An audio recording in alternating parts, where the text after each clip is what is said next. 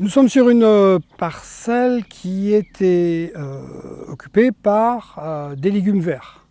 Alors, légumes verts, légumes feuilles.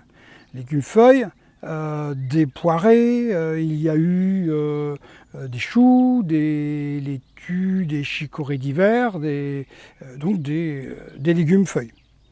Légumes feuilles qui consomment principalement de l'azote pour faire des légumes feuilles, ce qui était normal puisqu'auparavant il y avait des haricots. Donc logique, les haricots, légumineuses, légumes feuilles. Bon, maintenant, ces légumes feuilles, les derniers je les ai arrachés, je les ai enlevés. Ils étaient plantés sur du paillage, donc il y avait très peu d'adventices, très peu d'indésirables qui étaient en place, donc le sol était facile à récupérer, à mettre en état. Là, j'aurais pu le laisser aussi dans l'état, pratiquement pas le travailler. Je l'ai très peu travaillé. Sur cette parcelle-là, alors j'aurais pu utiliser de la biobèche, parce que la surface, là, elle est de 90 mètres carrés à peu près. Je ne l'ai pas fait, j'ai un motoculteur avec un cultivateur à dents souples. J'ai fait 2 ou 3 allers-retours sur une dizaine de centimètres et le sol s'est travaillé très très facilement, ça l'a aéré. Juste un petit coup de râteau pour redresser un petit peu la surface et on se retrouve avec ce sol-là. Je vais y planter des oignons, c'est valable aussi pour de l'ail, c'est valable aussi pour de l'échalote. Donc des sillons, toujours mon sillonneur, je fais des sillons, parfois je plante uniquement avec cet écartement-là, et là je vais utiliser carrément 1, 2, 3 rangs. La possibilité de faire 3 rangs, ou que 2 si je veux, mais c'est cet écartement-là en fait qui m'intéresse pour les aillacées, là pour les oignons, les échalotes et l'ail. Donc mes sillons sont faits. Les oignons, les échalotes, quand il y a un peu d'adventice à pousser au travers, ou parmi, c'est embêtant. Parce que l'échalote, c'est très peu enraciné. Je tire sur les indésirables et j'arrache l'échalote en même temps. Ça m'est arrivé, c'est un peu agaçant. Faut trouver une solution. J'avais testé il y a 2 ans, et relativement intéressant, donc là je le refais. Je vais mettre du BRF. Mettre du BRF quand on a planté les oignons, les échalotes et les mettre autour, j'avais essayé. Mais alors, ce genre de choses qui est un peu long, c'est un peu embêtant même, et puis du coup Gérard il essaie de trouver des solutions dans ces cas-là. Les solutions, les voilà. C'est ça, solution que j'ai trouvée. Vous allez me dire, il ne va pas planter sur un chevron, mais non. Je vais me servir de ces outils-là. Voilà, je les mets en place. Et je vais mettre le BRF maintenant.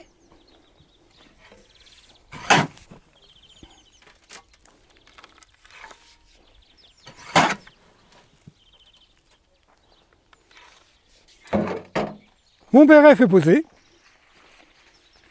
Il faut l'égaliser. Là, j'ai mis des gants parce que parfois il y a des petits morceaux de bois qui peuvent être agressifs. Donc on va se protéger. Alors, simplement, hop, là vous voyez là aussi, je pose les genoux tout de suite par terre, parce que déjà le sol n'est pas humide. Et puis je me mets à la bonne hauteur, ça m'évite aussi de me casser le dos.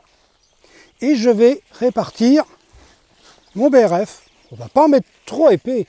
Lorsque je fais du paillage sur des arbustes, sur certaines plantations, voire même des choux, des choses comme ça, je peux mettre 4-5 cm, voire 7-8 cm de BRF sur certaines cultures.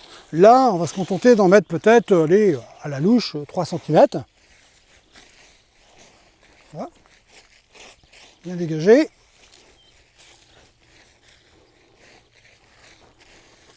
On va me dire, oui, ça prend un petit peu de temps, ça. Oh, oui, un petit peu. Pas trop fatigant non plus. Et puis beaucoup moins de temps que de biner, arroser, même si on n'arrose pas beaucoup les oignons et les échalotes. Voilà. Ça, normalement j'enlève mon chevron maintenant. Si j'enlève mon chevron, tout va retomber dans le sillon que je viens de faire. Donc on va éviter que ça tombe. Eh bien, on va jouer à la marelle. Voilà, je le tasse un petit peu sur les côtés.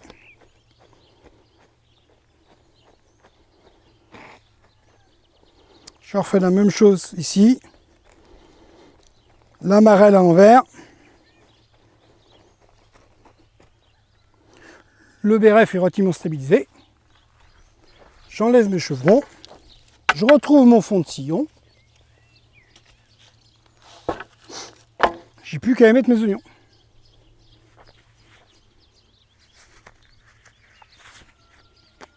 On va y mettre des oignons.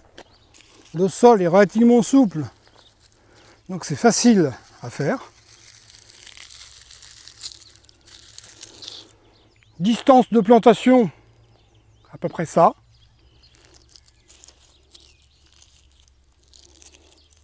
Appuyez simplement un peu dessus.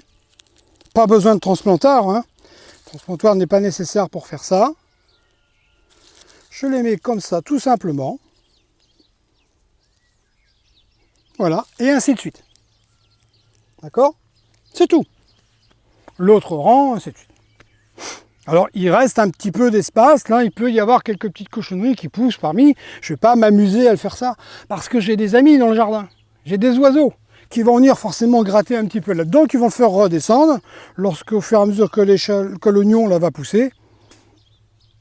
Laissons faire la nature, puisque les oiseaux veulent l'éparpiller un petit peu. Pour une fois, ça m'arrange. On va laisser faire.